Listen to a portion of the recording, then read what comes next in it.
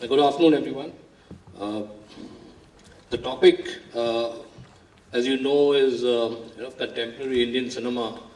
But whenever I use the term Indian cinema, I'm a little confused. I mean, like most people in India, I suppose, because uh, Indian cinema, Indian cinema is actually many cinemas. It's not just one cinema. There's no sort of overarching Indian cinema that we can talk of, because uh, the Bombay cinema, which sort of goes to every corner of the country, produces only about 20% of the films that India, 20% of the fiction films that India makes. So I will actually talk more about regional cinema today rather than the Hindi cinema. And the Hindi cinema that I'll talk about will actually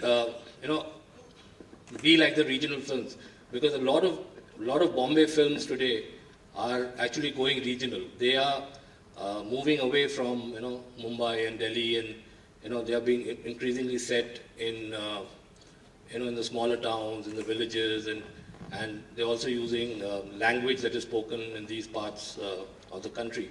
So, because there's since the pan-Indian film seems to be dead.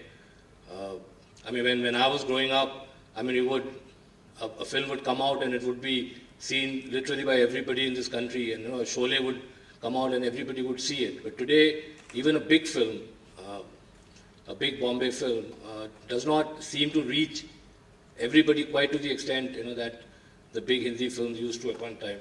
So I think the regionalization of Hindi cinema is an interesting trend, to my mind, and that is why I think it's a little surprising that the regional cinema that we know, I mean, cinema from Kerala, from Tamil Nadu, from Bengal, from Assam,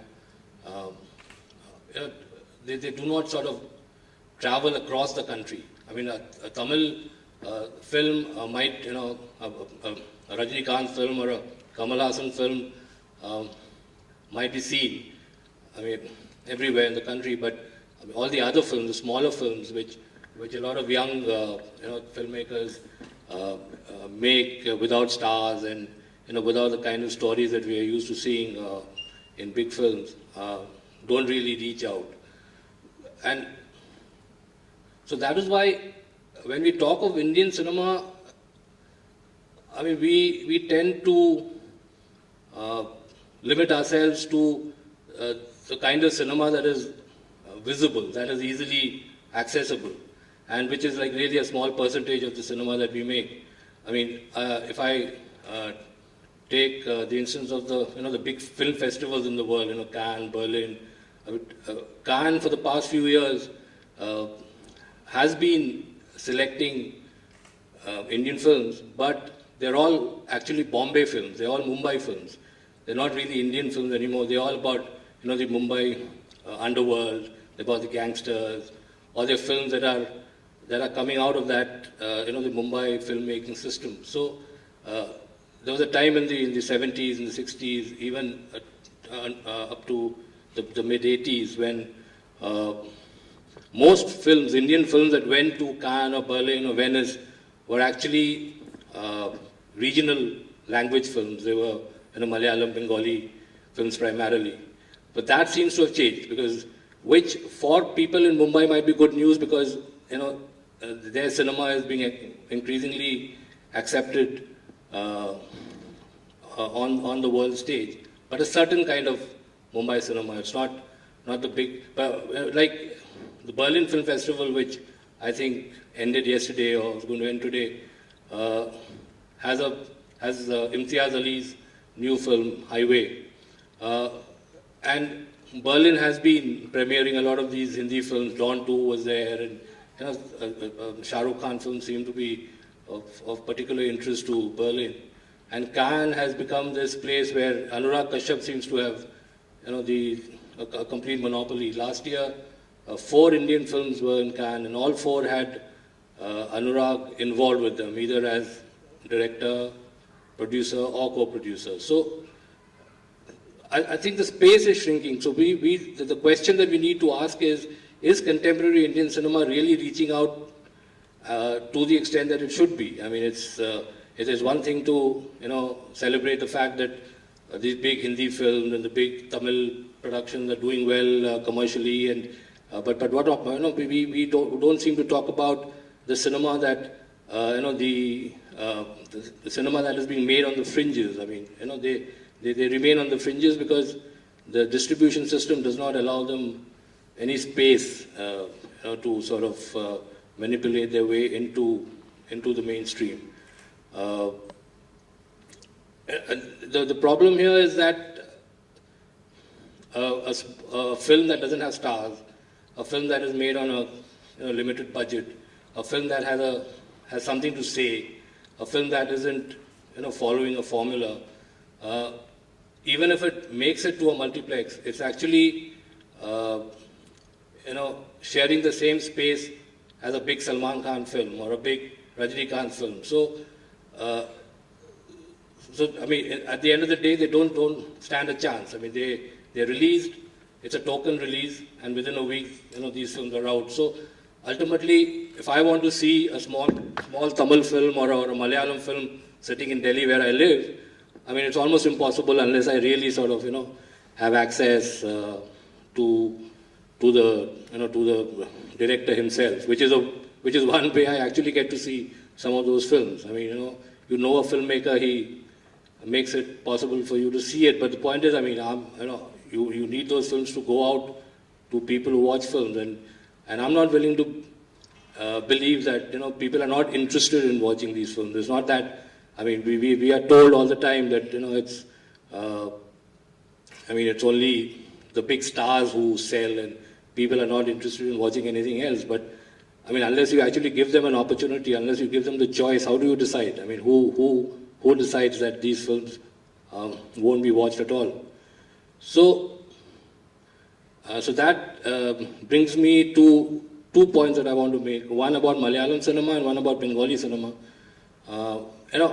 I was on the Indian Panorama jury this year, the features jury. And I mean, what struck me was that a lot of the Malayalam films are, they are sort of, the gap between the big films and the small films seem to be closing, because the big stars are also, lending their weight to these films. I mean, this film called Kunjan Nandan's Shop, Kunjan Nandan Se Kada, I mean, I hope I'm pronouncing it right, has a star like Mammootty playing a completely real character. I mean, he's not a star anymore, and I mean, he's not even looking like one, and he's not interested in looking like one, because he's got himself into the character completely, and that sort of film. I mean, it's a film by Salim Ahmed, whose first film won the national award, Adam Inte Makan Abu, Adam son of Abu, and if that kind of a film is being made and a big star is lending his weight to it, I think there's, that is something that we should be encouraging, and that is something that needs to happen, a little more than it's happening at the moment. And something similar is happening in Bengal as well, but there there's the biggest star there is Prosenjit Chatterjee, who now has sort of stopped doing the commercial, the very bad commercial film that he used to do about 5 or 6 years ago, or 10 years ago. And now he just does these, he does 2 or 3 films a year, but all of them are films that seem to be based on, literature, or their stories that have come, that are rooted in the culture of the state. And otherwise, Bengal for a long time was only producing remakes of Tamil and Telugu films, and sometimes in Bombay films, and they were very bad copies. So that seems to be changing. But the point is, again, I mean, these films are not available to everybody. I mean, unless you show a film, like that here, and a handful of people watch it, I mean, it's not really available. I mean, sitting in Mumbai or Delhi or Chennai or anywhere else, I can't watch a film that's made in a language that is not spoken in that city. I mean, in Mumbai I can watch Hindi and Marathi films, but in Chennai I can watch Tamil films. And I mean, in Delhi maybe there are these language associations which sometimes do these screenings, but again those are all very limited. So ultimately, a lot of interesting work is happening. A lot of young people are coming into this industry because today technology seems to have sort of handed them the opportunity to do films that, I mean, to actually make films.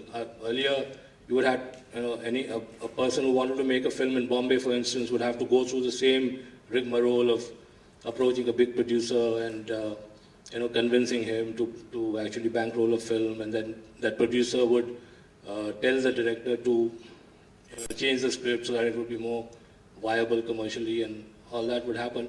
Not that that's not happening now, but now there are other avenues available to young filmmakers who don't have access to the big stars and who have real stories to tell. And so that is where these, the regionalization of Mumbai cinema is happening.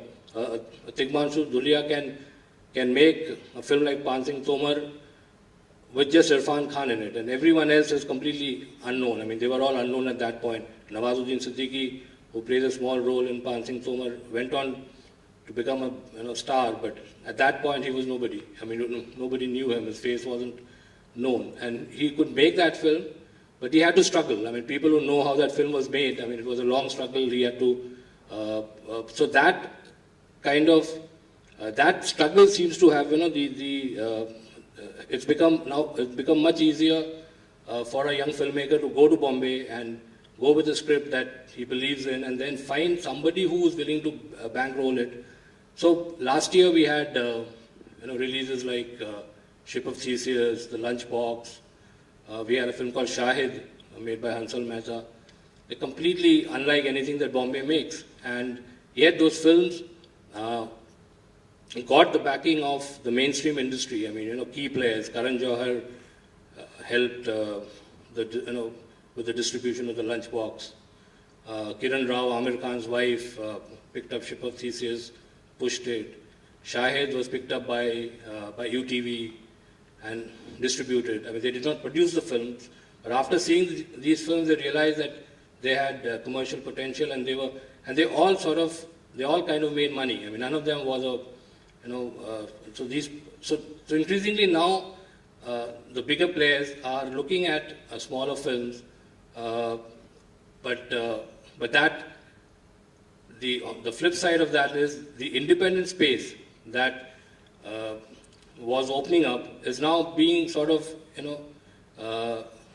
taken over by the big players again. So we really, that independent space that Anurag Kashyap sort of created is no longer independent anymore in that sense, because they've been co-opted by the mainstream industry. So there are these problems, and these problems will always keep happening in India, because it's a country where, I mean, it's a country that has a multiplicity of languages. I mean, the only language that will travel across the borders of the different states is Hindi. So there has to be so now a Bengali filmmaker who wants to reach out to the entire nation will be compelled to make a film in Hindi. I mean, so, and people like Mani Ratnam have done it successfully. They've made bilingual films, and they have a national sort of national fame and following. In Bengal, I mean, we haven't had that sort of a thing really happening, except maybe Rituparno Ghosh, who passed away last year, who sort of was instrumental in bringing Bengali cinema close to the mainstream. I mean, it wasn't as successful as, say, Mani Ratnam was with Tamil films, but I mean, he at least, Mani Ratnam makes a lot of bilinguals, whereas Rituparno made these films in Bengali with, I mean, occasionally in Hindi as well, but mostly in Bengali with stars drawn from Mumbai. So, and those films got seen a little more than a Bengali film normally would be. So these are all little efforts that are happening, but we haven't really. So the only Indian cinema we have is the Hindi cinema in that sense, because that's the only cinema that cuts across all boundaries. So I think we need to rethink, this whole business of how we can ensure that all kinds of cinema that is made in this country reaches out to people.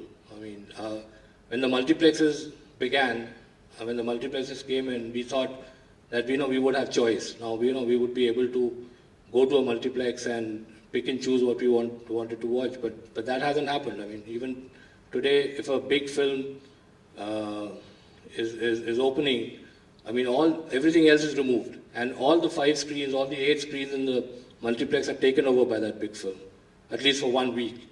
So a lot of films sort of get pushed out of the market because they don't have the clout, they don't have the publicity muscle to push their way through. So I guess, the problems remain. I mean, despite the multiplexes coming in, but as I said, last year we had these 3 films, but and this year too, the signs are that there will be more such films, coming to the multiplexes. But, when will a film that has no stars, has no, doesn't have the backing of a commercial, a key industry player, be able to actually be released and seen? Because that won't happen, because it's a business, it's a business, and money plays a big role. I mean, there was a time when Adoor, Gopalakrishnan films used to be commercially released, and they used to be successful in Kerala. But even his films today don't work anymore. When I was in college, we would go and watch a Gautam Ghosh film in a Calcutta movie hall, or a Buddhadev Dasgupta film. But those films are no longer getting into the multiplexes.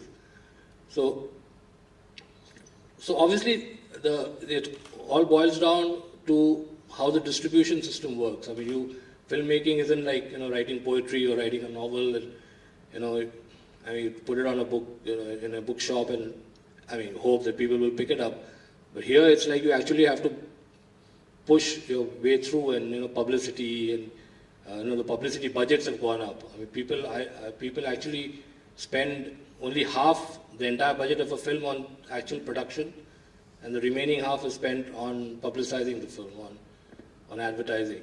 And so it's impossible for the smaller players to actually get into the mainstream space that is available, and that's the only space that seems to be available. Where are the alternative theaters, where the art houses, where all sorts of cinema can be seen? Today in Delhi, for instance, the PVR, which is this large chain of multiplexes, they have a very small section called Director's Rare, where films that haven't been heard of by the general public are shown, but it's almost like a token effort. A film runs for a week, and then it's taken out even before anybody gets to know, because there's no publicity, because publicity is left to the producer, to the filmmaker, and the filmmaker doesn't have the means to publicize the film. The multiplex doesn't do any publicity. So it's only people who are really keen, who scan the newspapers every morning to see if there's something that they really want to watch. It's impossible to even be aware of where these films are being shown. So in Calcutta you have Nandan, where there's another arrangement that happens. I make a film, I give it to them, they run it for a week, and it's a 50-50 profit sharing arrangement. So I make 100 rupees, they get 50, I give 50. That happens, but that again is a very small, almost negligible sort of drop in the ocean. So that contemporary cinema needs a contemporary approach. I mean, it needs to be. We can't still follow the old system of where the stars are dictating where a film will go and how well it will be promoted and and distributed. So, and what else can I talk about? Because see, when Ritu Porno, I mean, I used to interact with him, and he's one man who was constantly trying to break this this divide. I mean, this between commercial and personal cinema. His cinema wasn't personal in nature in the sense that a Mrinal Sen's film would be, but he managed to bridge the gap to a great extent by telling stories in the conventional way, but focusing on literature, on stories that really mattered, and he wasn't out just to entertain. I mean, so he was trying to strike a balance between telling a story, but also making us think. And so that experiment hasn't really sort of happened to that extent. I mean, in Mumbai, although there's a lot of excitement there because a lot of young people are making films, and those films are being picked up by Cannes and Berlin. But I mean, the intelligence. I mean, these films are not films that reflect the soil that they are emerging from. I mean, for me, these gangster films, the gangster flicks that Bollywood makes, they're all derivatives. They copy, they imitate, the Korean thrillers, they copy Tarantino, they copy Guy Ritchie. So that's not Indian cinema as far as I'm concerned, because although the stories are Indian, they're set in Bombay, a part of Bombay that we are not really aware of. Nobody has seen the gangsters that you actually see on the Hindi movie screen. I mean, those gangsters with those six-pack abs, and I mean those are unreal. They are as much fantasies as all the other big Hindi films are. So ultimately, in Bengal, in contrast, there's this. Again, it's a very small group of people. Srijit Mukherjee, who's made films like Autograph and Baisha Shravan. And Baisha Shravan is a film about a serial killer, but it deals with poetry. It's a man who, on the birthday of a great, he chooses different dates, and they're all birthdays of great poets. And on that day, he commits a murder. And there's a link between. So this filmmaker creates a link between killing and poetry. I mean, you might not agree with the entire structure of the film, but there's an interesting effort to do things a little differently. I mean, and it's a very competently made film. It's well shot, well edited, well acted. But again, at the back of your mind, you have this constant sense that maybe it's not entirely original, because there's there's this tendency to sort of go back to styles that are popular around the world. So it's Indian cinema trying to get in to become part of the global mainstream is also compromising on its own intrinsic cultural nuances. And I think, if it'd be like a little more interesting if you could ask questions or share thoughts, and we could then take this forward. Is that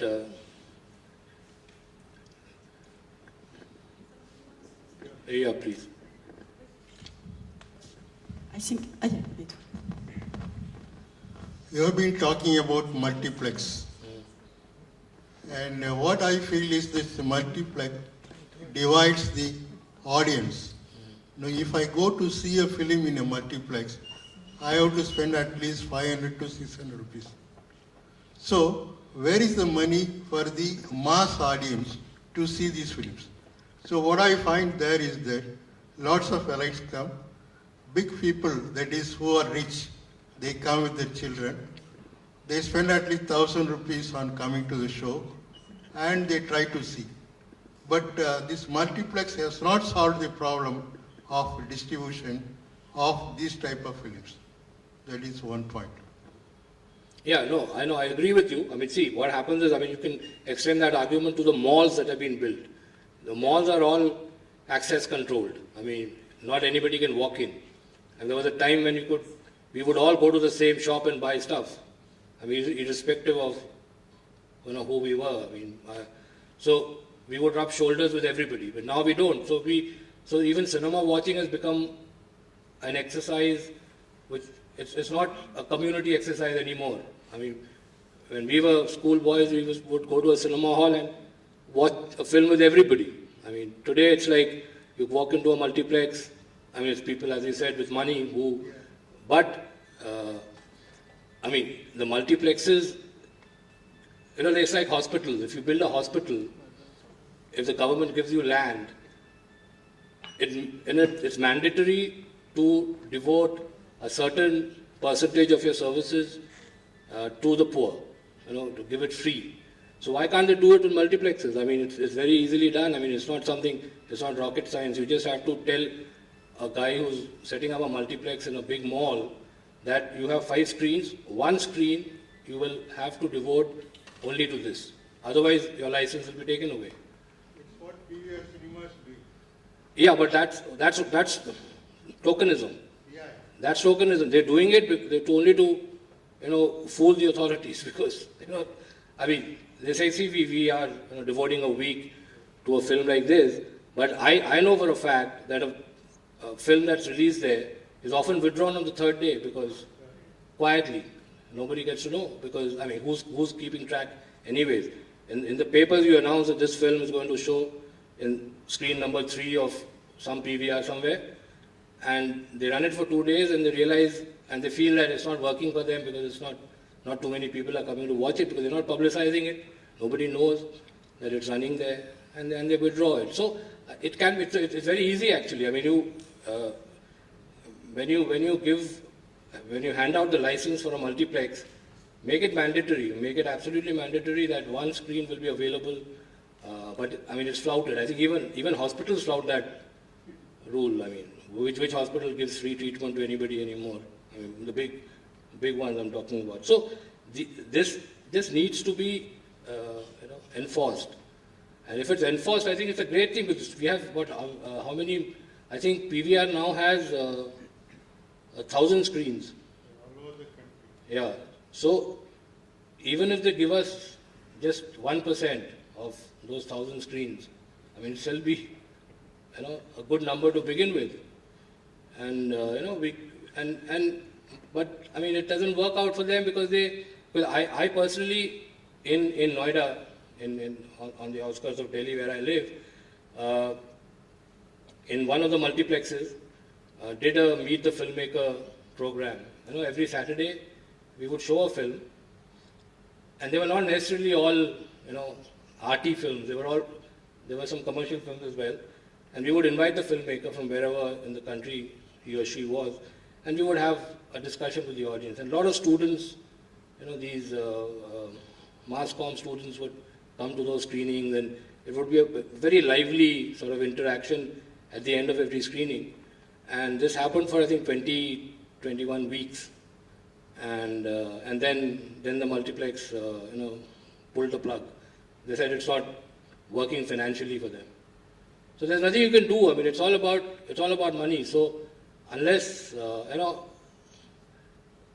some rule is formulated where a part of your business can go on without thinking about money, I mean, this is how things will be. So, I mean, film buffs will find ways of going and watching a film, but but not everybody has the access, kind of access that some of us might have. We can, maybe some people who travel can go abroad and buy films and come and watch them here on their laptop or wherever. But not everybody can do that. Filmmaking is a community, exercise, film watching, and it increasingly seems to be becoming very personal. I sit in front of my laptop and I watch the film that I want to watch. It doesn't matter to me. I have 3,000 films in my laptop, so I can watch any film I want at any time. Yeah, but I'm talking about the newer films. So where a filmmaker makes a film, he spends whatever amount of money. It might be a small budget film, but that money has to be recovered so that he can make another film. That doesn't happen. In Bombay, particularly, a filmmaker, they every year you will find a lot of first-time filmmakers, and it sounds great that the Bombay film industry is promoting new talent, but what they're promoting is they won't go to a Govind Nihalani or a Shyam Benegal and give them the same kind of money and say you make a film, because they won't be able to manipulate Shyam Benegal. But they will be able to manipulate a first-time filmmaker, because the filmmaker is trying to establish himself in the industry, so he will play along. And that is why you get so many of these, and of those, if you count the number of filmmakers who have been launched in the last, say, 10 years, not more than 10% have survived, at the same level. Some of them, the Anurag Kashyaps and Imtiaz Alis and Dibakar Banerjees have found their own way of doing things. So now they are brand names themselves.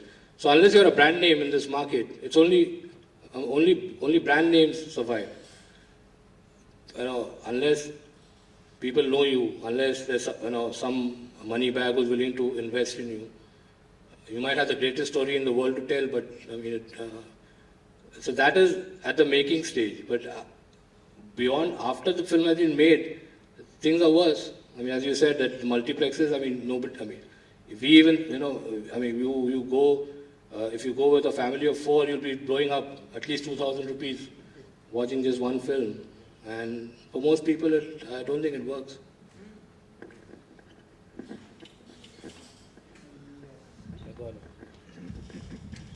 Thank you, Saibal, for coming here to Auroville. My pleasure. Yeah. And my question is in specific reference to the selection of films, the official entry to Academy Awards or the Oscar films. There's so many independent films and so many cinema we see around Indian panorama throughout the film festivals in India.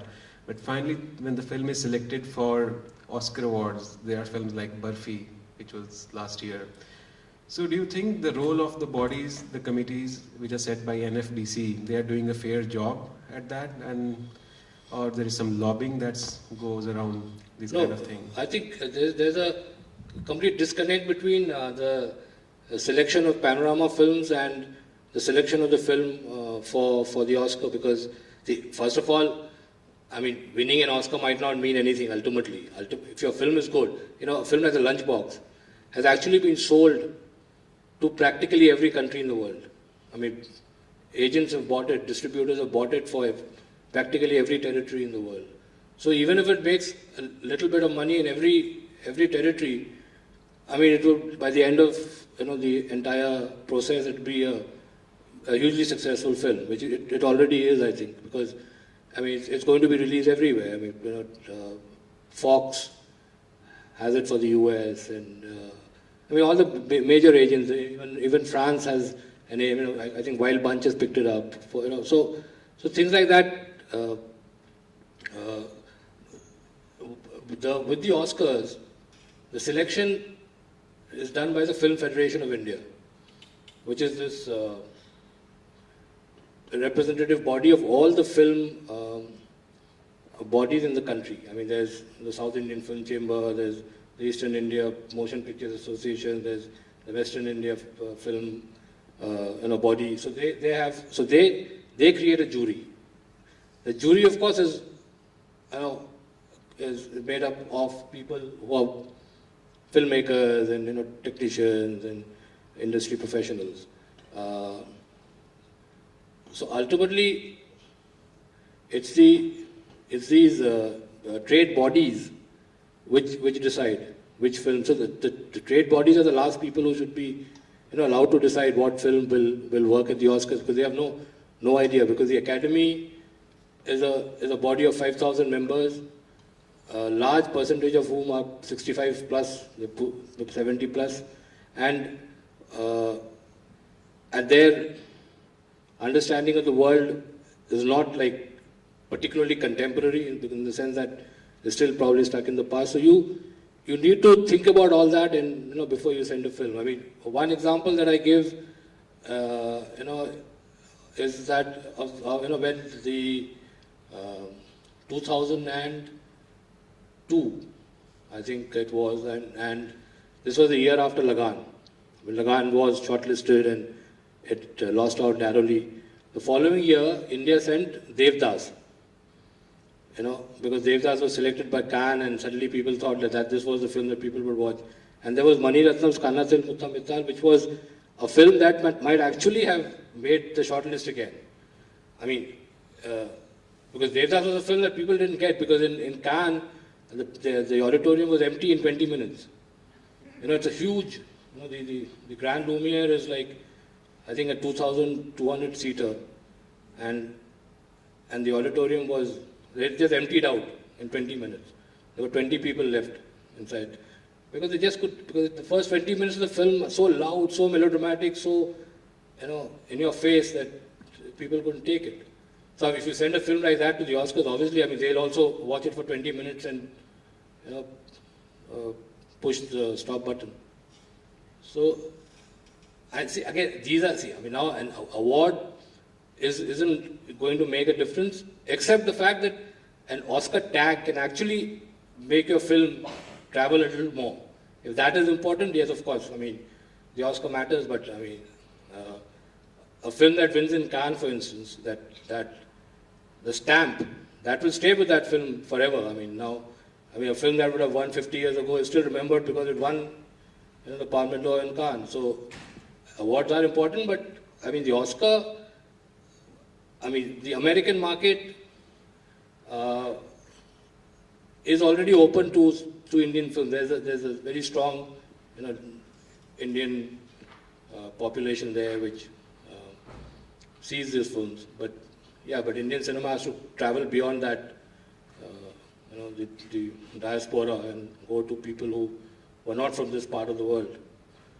And that hasn't happened really. I mean, I can, from my experience of going to Cannes for 11, 12 years, tell you that Indian cinema is only a drop. I mean, we might make a huge song and dance about how great, big Bollywood is and how its footprint is everywhere in the world, and maybe it's true. I mean, with the Shah Rukh Khan film, I mean, in Germany, I know for a fact that people are crazy. There's a whole, there are pockets where Shah Rukh Khan films are big, but ultimately, unless your cinema, unless like Chinese, the House of Flying Daggers and Crouching Tiger, Hidden Dragon, those are films that make anything between $50 million and $100 million in the US market.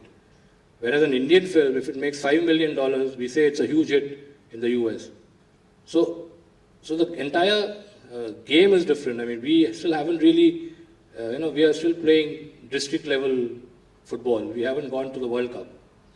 So that needs to be kept in mind. I mean, it's very easy in India to, with all these TV channels, with people, very easy to influence, to actually tell people, oh, see, Bollywood has conquered the world. I mean, it hasn't. I mean, how many, except Irfan Khan and to a certain extent Aishwarya Rai, I don't think anybody in France really cares about the Indian stars that much. So going out to the world with your stars won't help. You have to go out with your filmmakers. I mean, Satyajit Ray could make a dent because, I mean, he was the star. I mean, everything else came later.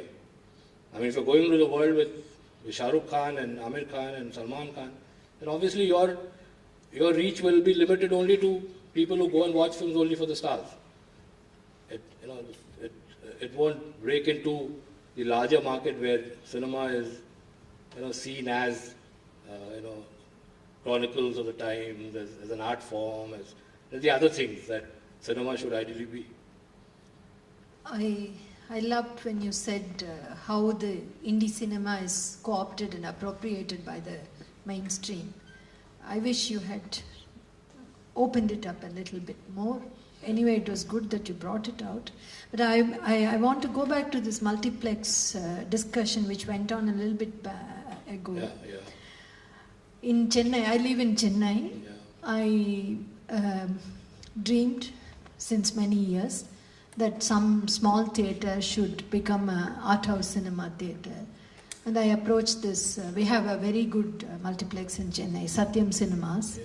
I approached the owner of it, I told him, let us do this. You have give me the studio theatre that you have, which is pretty small, and let us use it like an art house cinema theatre.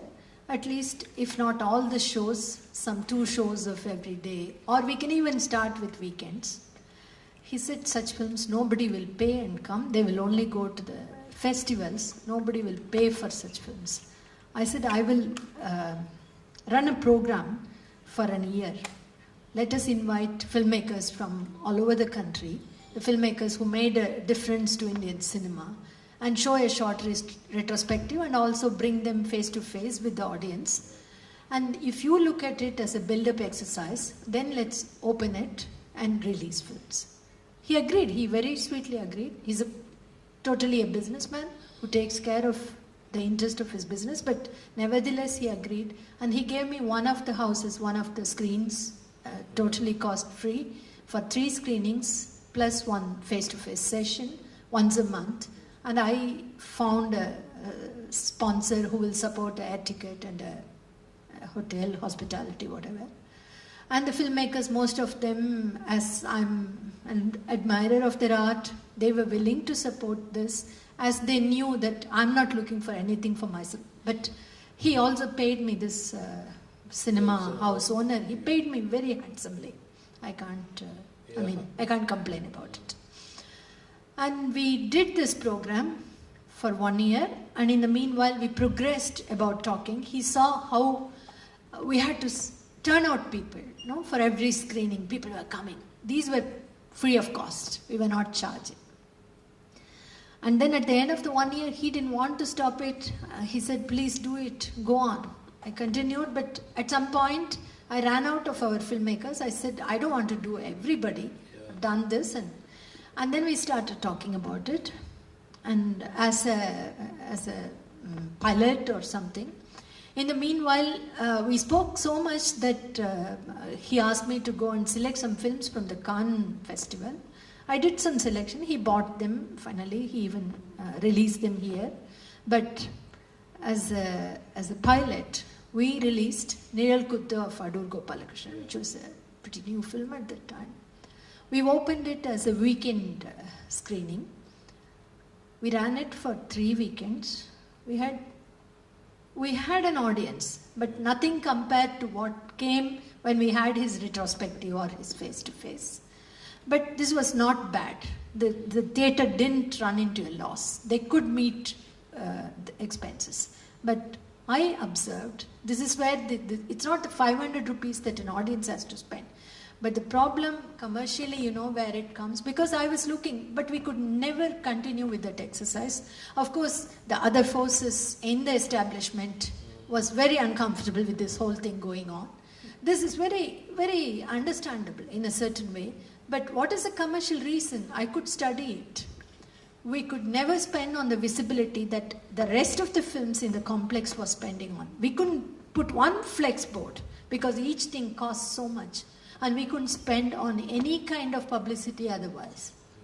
So the kind of art house cinema that we want to see and we want to present, it has to be done in another way, where it has to be made commercially viable and not along with, because it's only the audience which wants to see it is going to commit.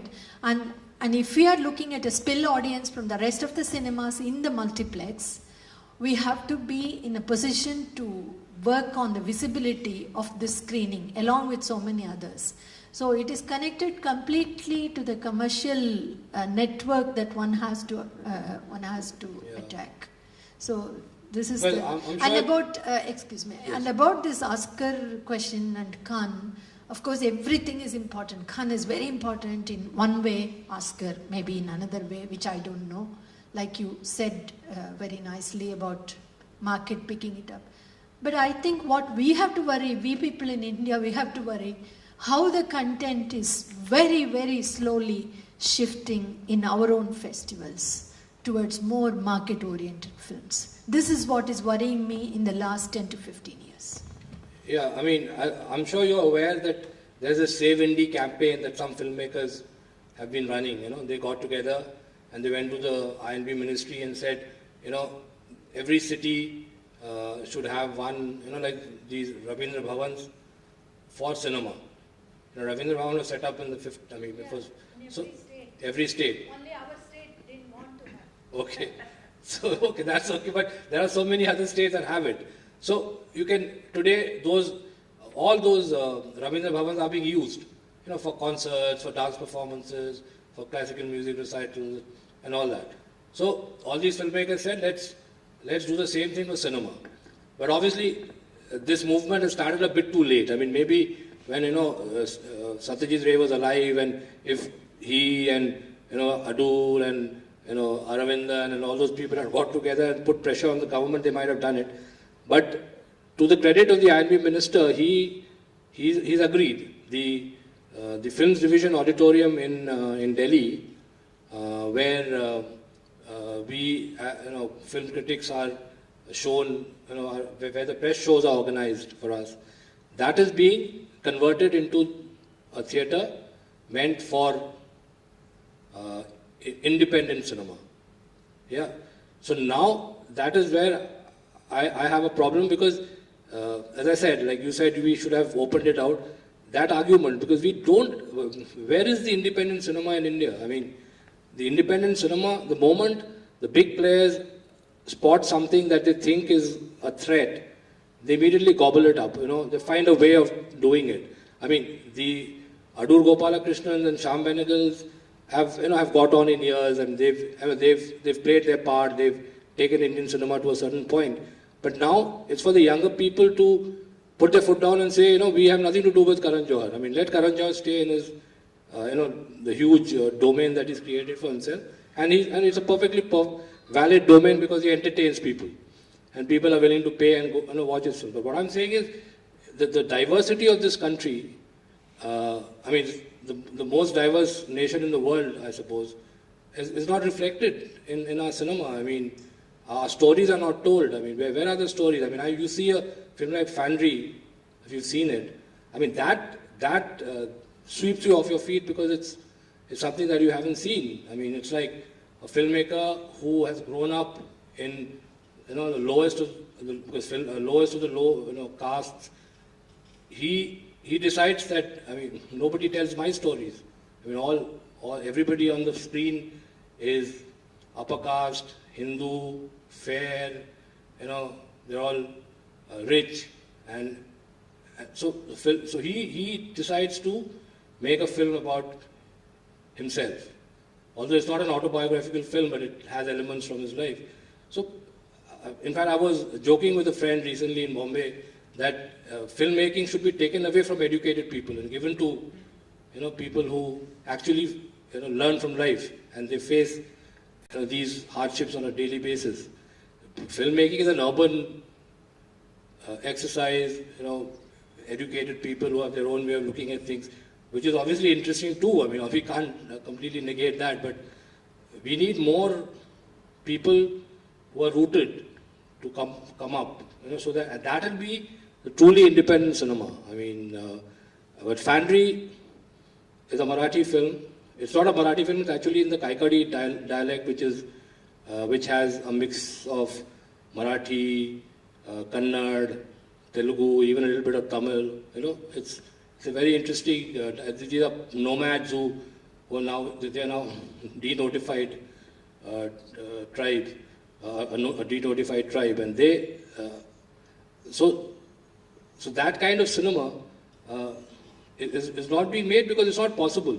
So he also, even Nagaraj Manjule, the director, and the producers have released the film on Valentine's Day, 14 February. This was like 2 days ago, because they decided that, I mean, why would Valentine's Day be, appropriated by only one segment of this country? So they've actually, it's a love story. If you've seen the film, it's about a boy a Kaikadi boy who falls in love. I mean, he goes to the school in the village and he falls for this upper caste girl, but he's unable to bring himself to say I love you, because he knows, he's aware. I mean, he's a boy, but he's aware of the differences. So he tries different ways of getting his to express his feelings, and it ends on a very angry note. It's a bit like Ankur at the end. And it's an extremely powerful film which gets its point across. But so that film is also being released commercially, but I mean only in Maharashtra, Goa, some of the states where this where Marathi films are released. Yeah, but what was so interesting, I was at PIF at Pune last month, and I saw this. Thank you. I saw this film at Pune, and I was there in the because At the end of the film. yeah, they were playing this film that we are going to screen now.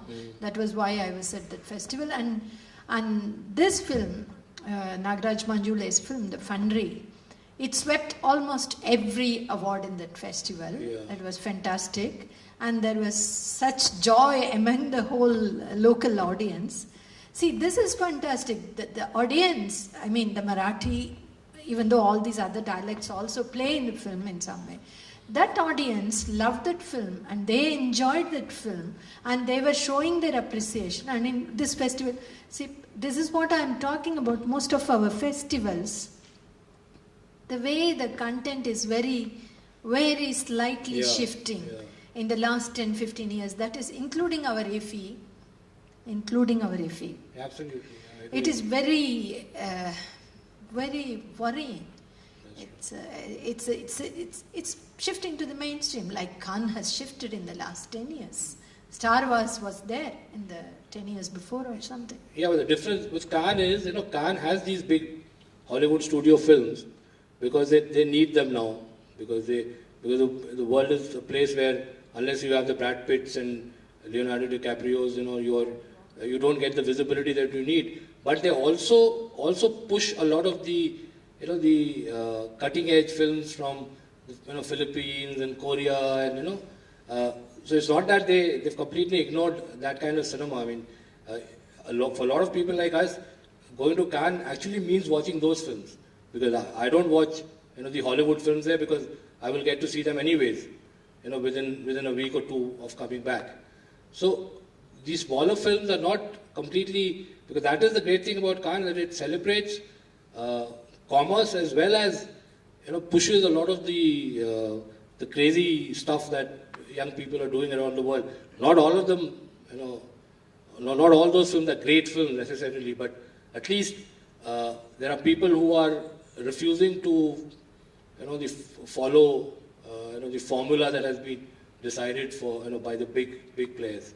But in India, what is happening is, and Anurag Kashyap is a great filmmaker, great scriptwriter, very articulate man, well-read. He watches cinema from around the world, but he's making this big film with Ranbir Kapoor and Karan Johar playing an important role. So what he's saying is, I'm okay, I'll play along, I'll be part of your team. I'm not fighting against you. But that fight has to continue, because if you throw in the towel, you say, I can't fight, so I join you. And that is increasingly happening. So my worry is, apart from the lack of distribution, lack of exhibition, there's also the complete lack of independent cinema. Independence is being bartered away by filmmakers in India. The really independent filmmakers, I wonder how long Nagaraj Manjule will be independent. Because now that this film is being talked about, so for the next film will be a commercial Marathi film with, which will look like a television film, with a lot of drama. And so that is happening. So there's no space for people to refuse to join the crowd and say, I will make, the John Abrahams and Hrithik Ghatak of the world are gone. People who could kill themselves for their craft, for cinema. So, I guess we'll have to live with that. And I think the experiment, the thing that you did, was it a weekly thing or what? It happened every week or every month? Once a month. Once a month. It was a retrospective of 3 or 4 films. Yeah, okay. Plus one session with the audience. So, and it was a... But you said you actually ran out of filmmakers. You did not. Yeah, after Where are the 18 months, I included even Prasanna Vikanage from Sri Lanka. for Sri Lanka? Yeah. Up to that, I could extend it, but I didn't want to do it because I didn't want to do any filmmaker. Yeah. Basically, it was also a personal choice of filmmakers who made a difference for me with their films and also to the Indian cinema. Then it becomes nothing, no? If you continue it with any filmmaker, anything. Yeah, then you can go, it can go on, but it'll be diluted. After a gap of 5 years, one Yeah. could revisit it and take the newcomers or something. But this owner of the multiplex, that is the wonderful thing. He did everything I had suggested during that time. I told him we have a charming cinema called Casino Cinema in Chennai. And we were 2 or 3 dying cinemas in this end near Tiruvanmiyur. I told him, why don't you buy, these are like peanuts, you can buy them with your money. You buy them, keep the charming one as it is and put only some kind of pure cinema, what you can procure from festivals and things. And the other 2, you open it like a multiplex, but play these other kind of films from other other languages. He's doing all that, but only we are, we means But Satyam we are has, not. Satyam has a presence in Delhi and Bombay also. Yeah, but Satyam has we could do it everywhere in the country. These retrospectives where, we should take Malayalam films to Delhi, Punjabi films to Chennai, and Bengali films to Bombay, and vice versa. Keep doing that. I think Satyam, if you have an enlightened multiplex owner, nothing like it. we should exploit him. Right? You have to remember, we didn't continue the release of art house cinema. We didn't build art house cinema release. Yeah. That was a failure. That was what the beginning, and that we failed. I failed. So have we run out? Yeah, I O'clock, think, okay. some people have come to watch Prasanna's film. Yeah, sure. I also want to watch it. Thank you very much, Saipan. Thanks. It was very interesting. Thank you.